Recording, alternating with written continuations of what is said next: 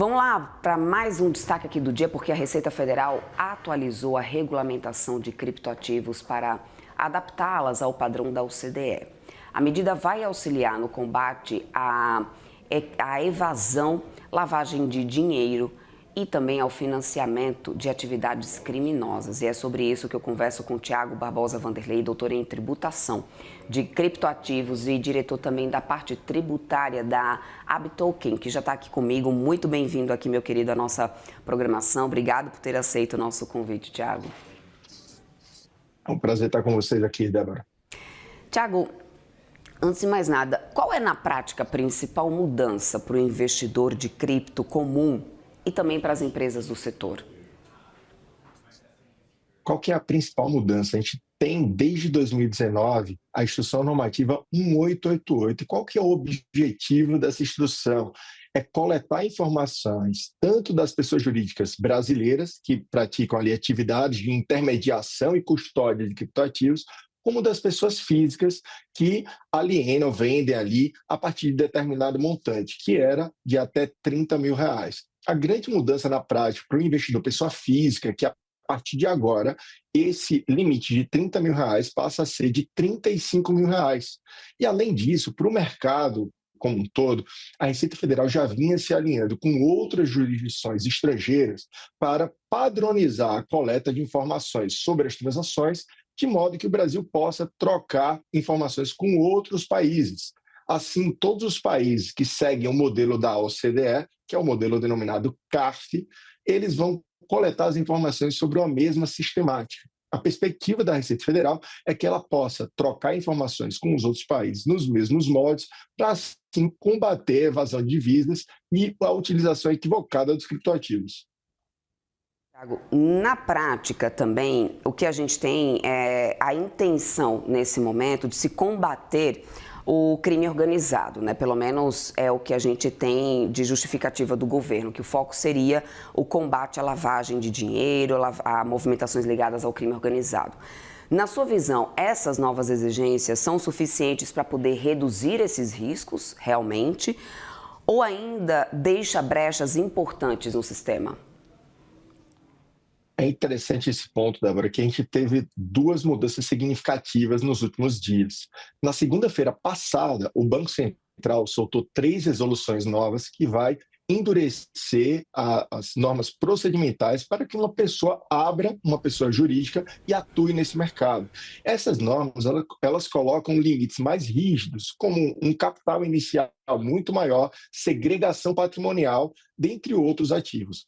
Quando você tem esse tipo de norma do Banco Central, realmente isso fortalece e dá mais confiança para as instituições, que por terem uma série de regras mais rígidas, vai ficar mais difícil a utilização equivocada desse tipo de instituição. Por outro lado, na segunda-feira, agora, dessa semana do feriado, a Receita Federal atualizou a IN 888, lançando a Instrução Normativa da Decrypto. Essa instrução ela fica mais robusta e certamente a padronização do Brasil com outras jurisdições vai facilitar a troca de informações e evitar aí o uso equivocado de criptoativos. Agora, pensando também na questão da transparência e da privacidade, porque a gente sabe que muito se discute sobre o equilíbrio, né, entre transparência e privacidade no setor de cripto. Na sua avaliação, a Receita acerta o ponto ou há algum tipo de exagero no nível de exposição exigido, tirando, de certa forma, né, o objetivo da operacionalidade da criptomoeda? Excelente esse ponto, Débora. O que acontece? A norma da Receita Federal, ao nosso ver, ela não exagera no nível de informação que coleta. Ela segue uma linha muito parecida com a consulta pública que foi feita para todos os players, associações e empresas do Brasil. Houve um amplo diálogo da Receita Federal com essas associações e de modo que ela fez uma norma muito consentânea com o que já existia, atualizando apenas alguns pontos. É importante destacar aqui que enquanto na norma da Receita Federal, que é a Instrução Normativa da Decrypto, não há necessidade de se apontar o destinatário proprietário da wallet, na norma do Banco Central foi colocada a obrigatoriedade da pessoa jurídica apontar quem é o titular daquela carteira que recebe os criptoativos. Ou seja, na norma elaborada pela Receita Federal, não há um exagero, mas, por outro lado, na norma que foi elaborada pelo Banco Central, certamente vai ter a necessidade de ser revisitado esse ponto sobre a necessidade de indicar o proprietário da wallet. Se eu pudesse traduzir aqui para as pessoas que estão nos assistindo, não são do mundo cripto, é uma informação muito sensível você identificar o proprietário da wallet, porque, a depender do sistema que é utilizado, a pessoa de posse dessa informação consegue acessar um site na internet e verificar todas as movimentações. Ou seja, é diferente de eu apontar, Débora, o seu número de agência e conta. Se eu tiver o seu número de agência e conta, eu não consigo ver o que tem dentro da sua conta. Mas se eu tiver o proprietário e o endereço da wallet, eu consigo aí fazer uma análise muito mais profunda sobre as transações que aconteceram ali. Então, nosso ponto de atenção ele vai muito mais para a resolução do Banco Central, que inseriu essa norma, mas ainda dá tempo aí das entidades e empresas conversarem, alinharem com o Banco Central. E com relação à Receita Federal, não há aí alguma prejudicialidade. Acredito que as normas são bem-vindas. Uhum. Agora, Tiago, parte do mercado, né, brasileiro opera por plataformas fora do país. Essas regras elas conseguem alcançar esses players internacionais ou o investidor local que opera lá fora vai continuar nesse vazio regulatório? Esse talvez seja o maior ponto de mudança da nova instrução da Receita Federal. Havia ali um espaço, uma zona cinzenta, onde algumas empresas se estabeleciam no exterior, mas de fato prestavam serviços e realizavam eventos e tudo mais aqui no Brasil. A norma trouxe aqui novos critérios para que você identifique quando uma pessoa jurídica de fato presta serviços aqui no Brasil. Se a empresa tem um domínio.br, ela faz propagandas destinadas ao público brasileiro e utiliza parceiros para receber PIX ou viabilizar saques e retiradas, essa empresa vai ser considerada como uma prestadora de serviços aqui do Brasil. Então, a partir de agora, as regras para identificar se uma pessoa jurídica, uma exchange, por exemplo, ela está localizada no Brasil e deve informar ao governo brasileiro, ficou mais explícita.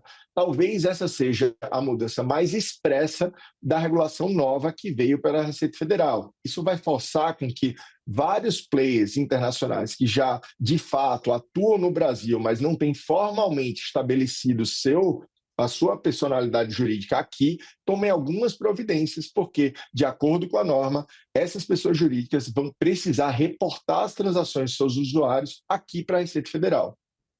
Em termos de impactos operacionais, a gente está falando, Tiago, aqui de uma adequação simples ou de mudanças profundas no sistema de reporte que vai acarretar em custos, enfim, qual que é o impacto operacional nas exchanges na prática disso? Olha, o impacto operacional das normas da Receita Federal não são tão expressivos. Isso porque, apesar de ter vindo ali alguns detalhamentos com relação à conformidade da informação brasileira e das jurisdições do exterior, se trata apenas de uma adequação da forma como os dados são apresentados. Desde 2019, as exchanges brasileiras elas já são obrigadas a apresentar mensalmente essas informações para a Receita Federal. Então, o que vai mudar é tanto uma alteração de padronização dessas informações, como alguns procedimentos de identificação, que também foram trazidos aqui na instrução normativa. Mas a gente não tem uma mudança significativa de coleta de dados e mudança sistemática para pessoas jurídicas que já estão aqui no Brasil. Por outro lado, com relação à norma do Banco Central, aí sim, todas as empresas vão precisar fazer uma reformulação grande, porque, por exemplo, antes não se tinha necessidade de um capital social mínimo. E a partir do ano que vem, com a entrada em vigor da norma do Banco Central, esse capital mínimo para você abrir uma PJ, para intermediar criptoativos, ele é de cerca de 10 milhões de reais. Então, a grande mudança operacional ela vem das normas do Banco Central e não dessa coleta nova da Receita Federal. Perfeito, Tiago. Quero muito agradecer as atualizações. Conversamos aqui com o Tiago Barbosa Vanderlei, doutor em tributação de criptoativos e diretor da parte tributária da Bitoken. Muito obrigada pelo seu tempo. Bom feriado para você. Até a próxima. Eu que agradeço. Um excelente feriado. Até mais.